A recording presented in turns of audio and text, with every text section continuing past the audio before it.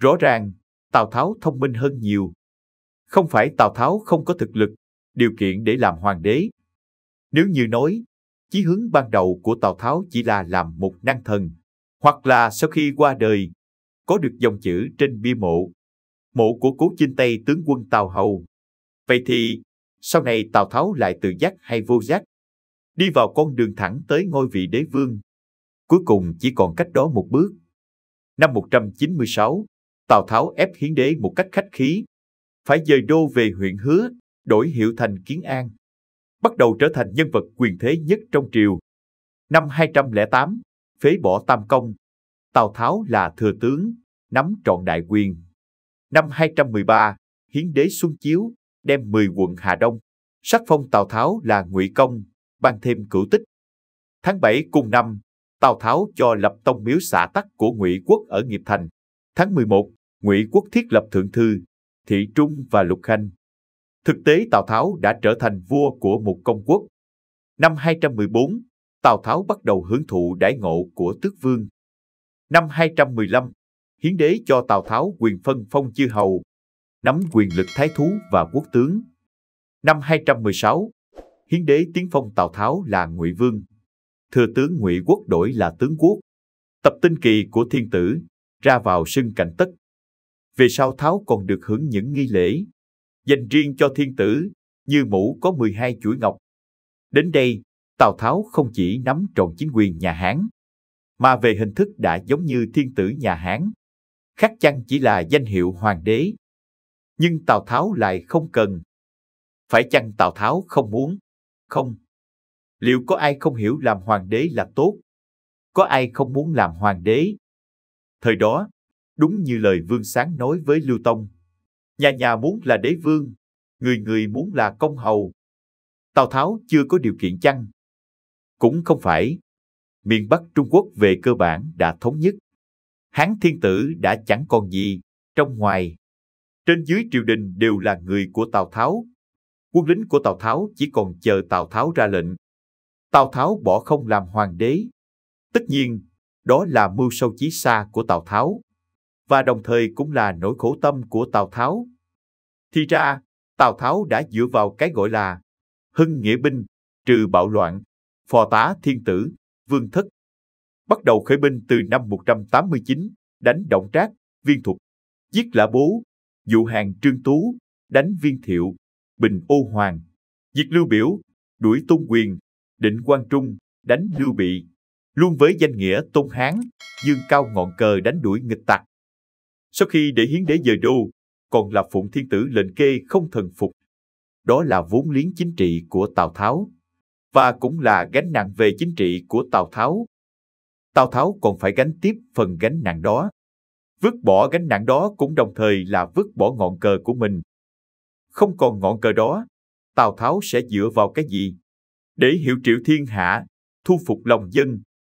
Đúng vậy, trong đấu tranh chính trị, ngọn cờ là quan trọng nhất. Viên Thuật mất cờ, thân bại danh liệt. Viên Thiệu dương cờ không cao, nhà tan người mất. Tôn Sách, Lã Bố, Lưu Biểu không cờ hiệu, cũng chẳng làm nên trò trống gì. Lưu Bị dựa vào danh nghĩa là hoàng thúc, dương cao cờ, để từ không thành có, từ yếu thành mạnh. Những bài học kinh nghiệm trước mắt, Tào Tháo không thể không biết.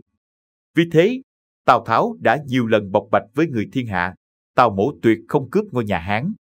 Nhiều nhất là muốn làm Tề Hoàng Công, Tấn Văn Công hoặc Chu Công. Thành vương lúc nhỏ, nếu không có Chu Công, há chẳng bị quản thúc, sẽ thúc thoáng vì rồi sao? Như hiện nay, nếu không có Tào Mỗ, thì không rõ đã mấy người xưng đế, mấy người xưng vương. Đó là sự thực và rất phiền hà. Vì việc không cho người khác làm, thì chính mình cũng không nên làm, hoặc ít ra cũng đừng làm một cách trắng trợn. Luôn đi bắt giặc lại thành giặc, chẳng phải là giặc lại hô hào bắt giặc hay sao?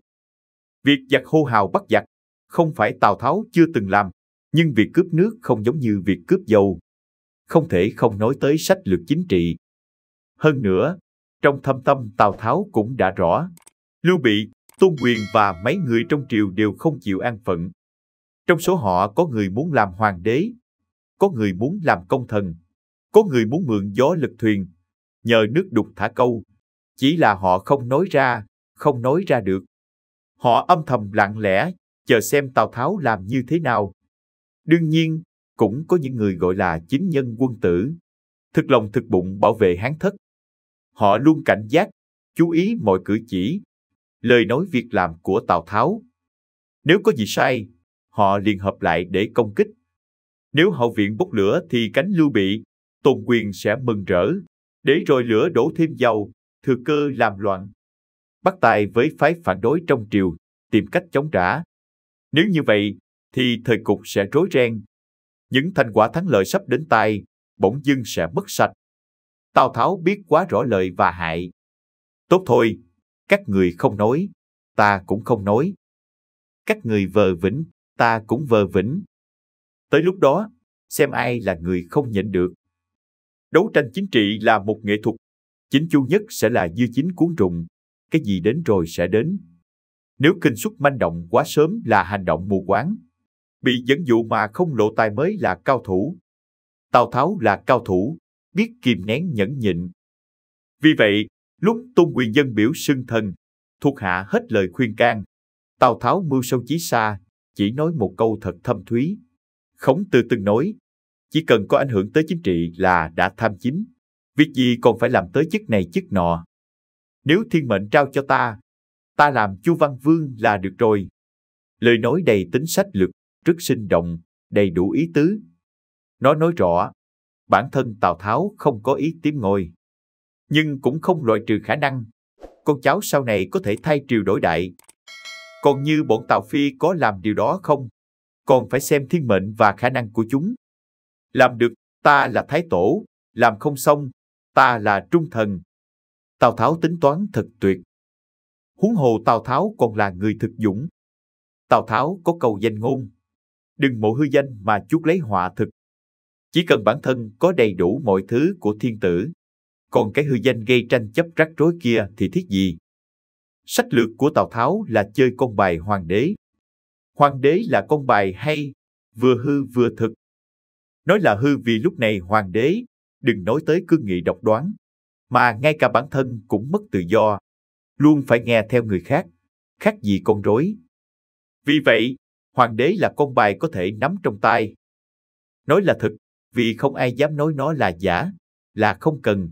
Mặc dù biết nó là giả, là thứ đồ trang trí, giống như truyện cổ tích. Không ai dám bảo hoàng thượng cơi truồng.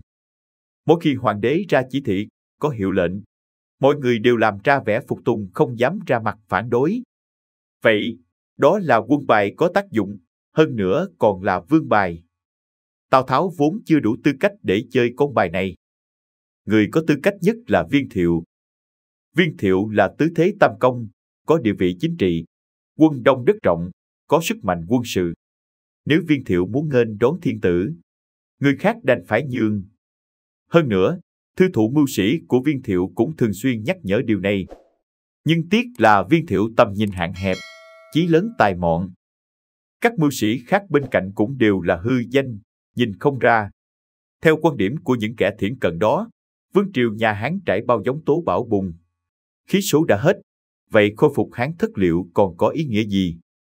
Đã không tính tới chuyện cứu thời độ thế. Chỉ cần nắm quyền qua chiến tranh chết chóc, thì việc nghênh đón hoàng đế là không cần thiết. Để thứ bảo bối đó ở bên mình, để ngày ngày phải xin chỉ thị. Việc phải bẩm báo, thì phiền phức quá. Nghe lời hoàng đế, thì mình chẳng có vai trò gì. Không nghe lời thì lại trái lệnh, biết theo ngã nào.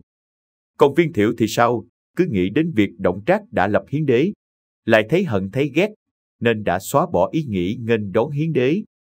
Thực ra, đó là ý nghĩ thiển cận của đám ếch dưới đáy giếng.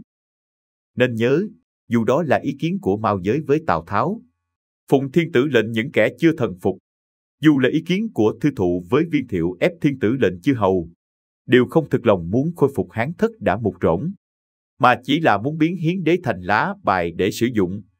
Chỉ cần lá bài này là vương bài, thì cần gì phải biết nó từ đâu tới.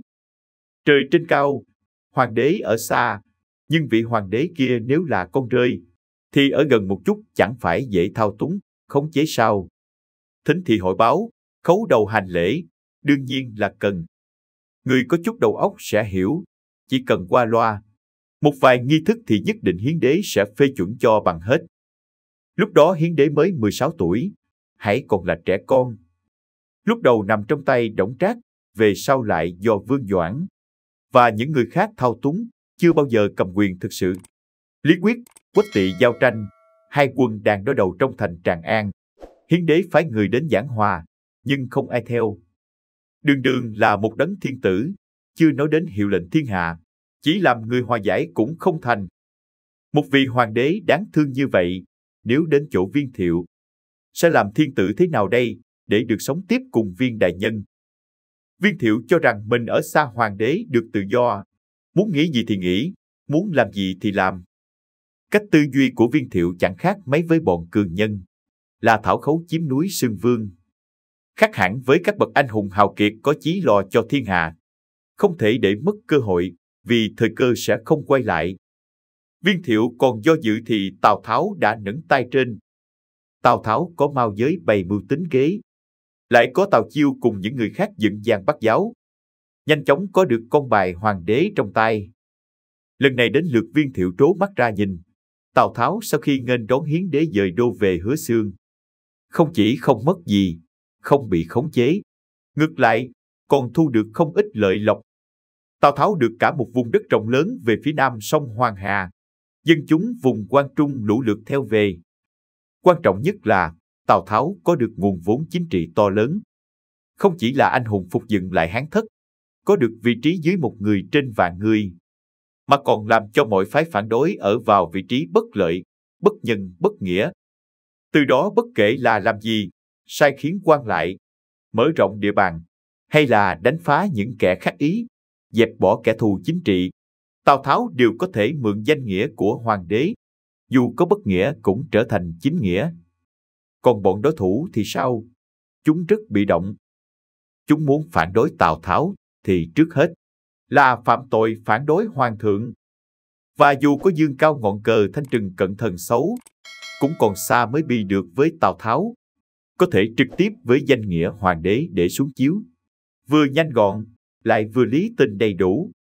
Như sau này Viên Thiệu muốn đánh Tào Tháo, Thư Thụ, Thôi Diễm đều nói, thiên tử ở Hứa, công phá Hứa Xương, là phạm vào điều nghĩa.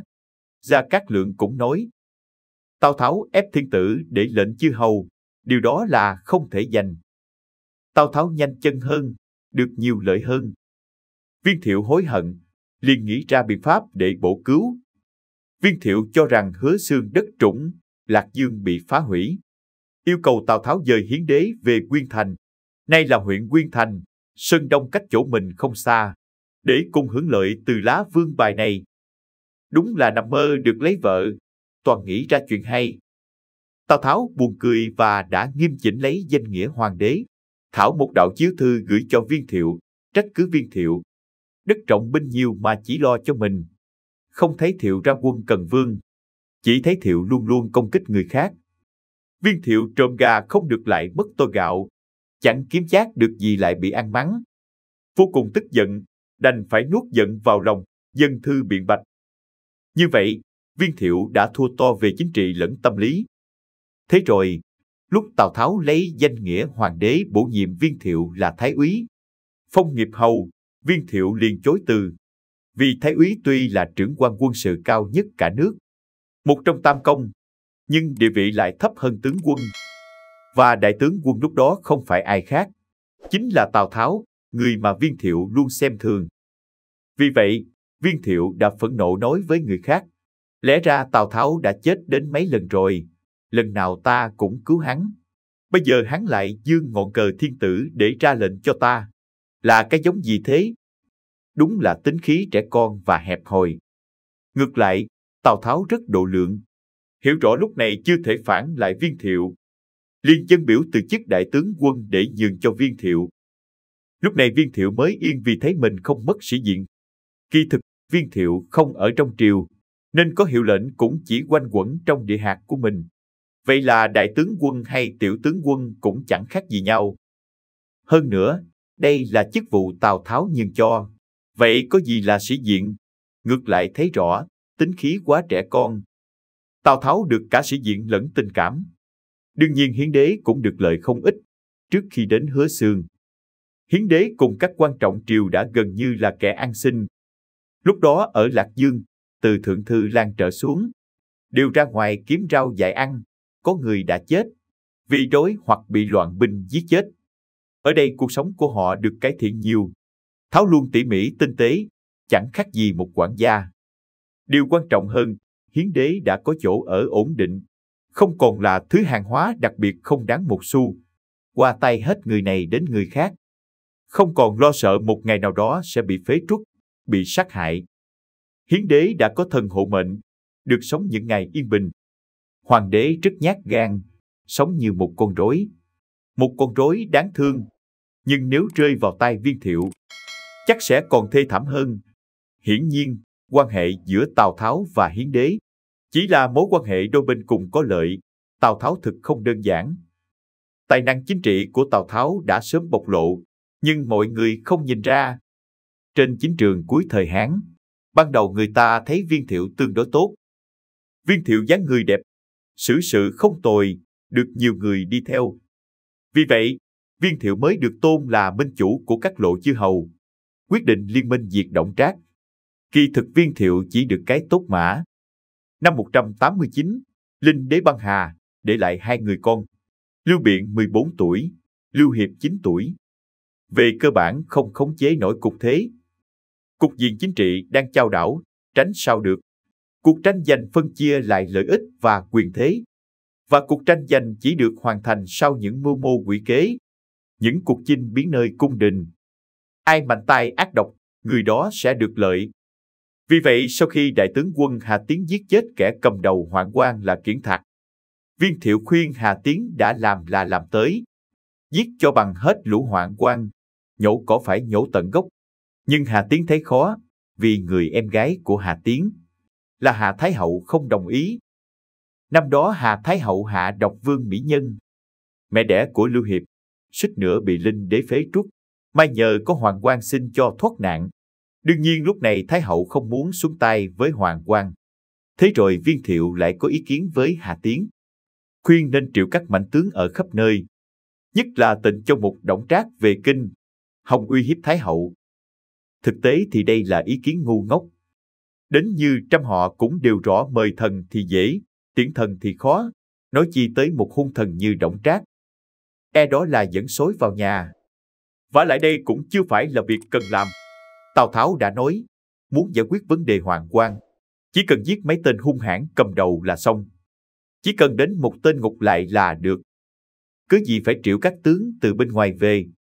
Kết quả, khi Đổng Trác còn chưa về kinh, Hà Tiến đã là quỷ dưới đao bọn Hoàng quan. Đổng Trác vừa vào kinh, Hoàng đế đã bị phế. Thái Hậu bị đầu độc, Lạc Dương trở thành một biển lửa. Điều đứng hoang tàn, đó đều là những việc tốt Viên Thiệu đã làm. Đúng là Viên Thiệu rất ngu xuẩn. Viên Thiệu đã dẫn một thế lực ác độc, mà chính mình cũng không chế nổi về kinh. Đó là việc không nên làm, dù họ là quân nhân nghĩa, hay quân bá vương cũng không nên. Hoạn quan vốn là những người không có địa vị, lòng dân, không có chính quyền binh lực. Cũng đúng như Tào Tháo đã nói, sở dĩ họ được thể, bởi họ gần gũi hoàng đế và được tín nhiệm. Nếu không được hoàng đế sủng tín, thì họ chẳng là gì cả. Giết gà cần gì đến dao mổ trâu, và chúng ta chưa có con dao đó. Dao ra khỏi vỏ là thấy máu. Không có gà để giết thì phải giết trâu.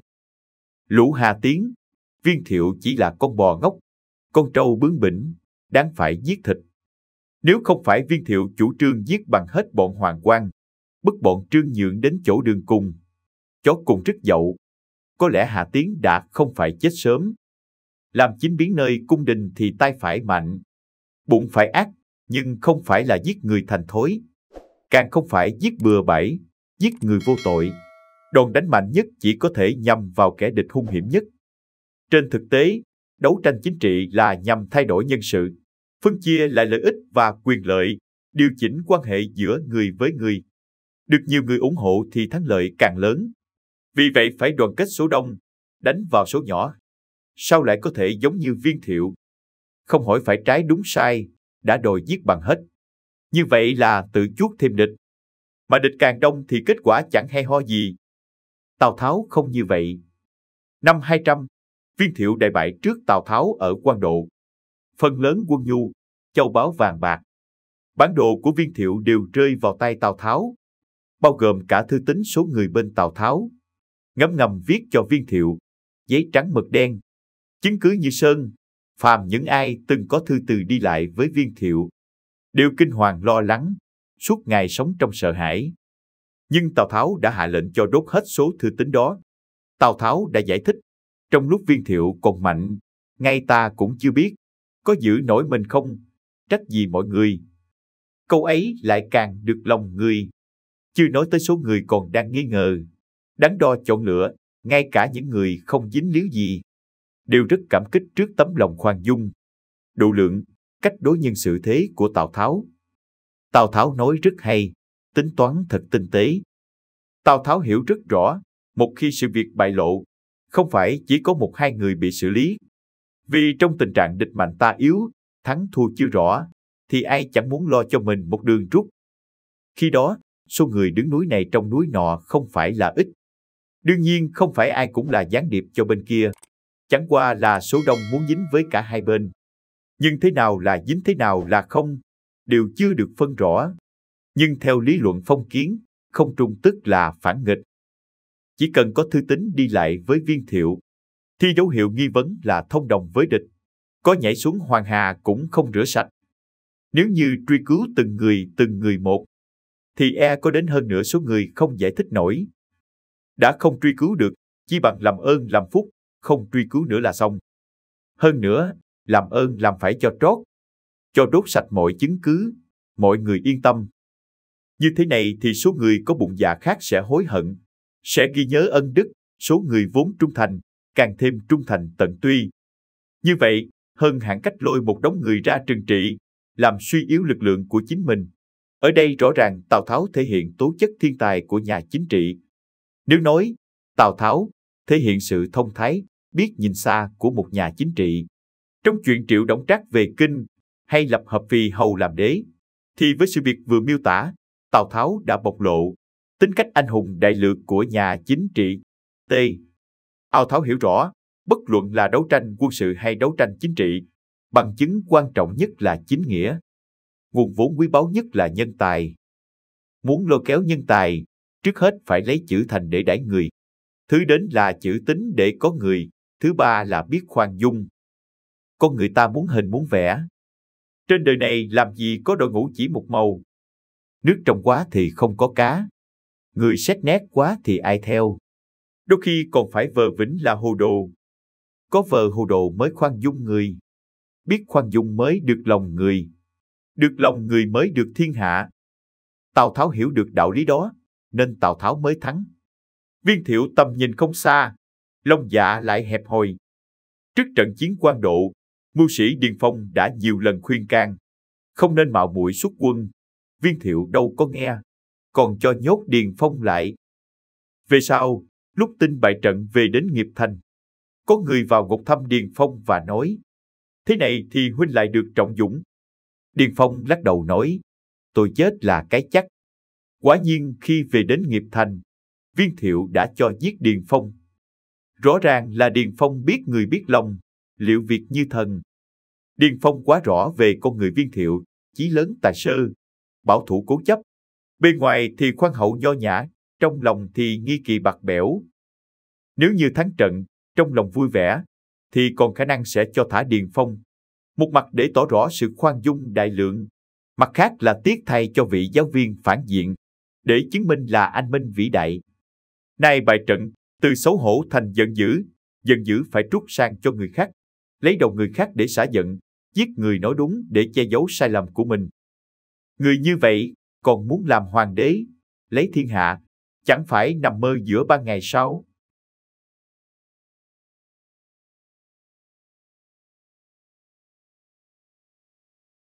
Video của chúng tôi đến đây là kết thúc. Cảm ơn tất cả các bạn đã quan tâm tới xe hay V88 và theo dõi video của chúng tôi. Đừng quên like, share và đăng ký kênh nhé. Đặc biệt đừng quên bật chuông để theo dõi những video nhanh nhất. Một lần nữa xin cảm ơn tất cả các bạn.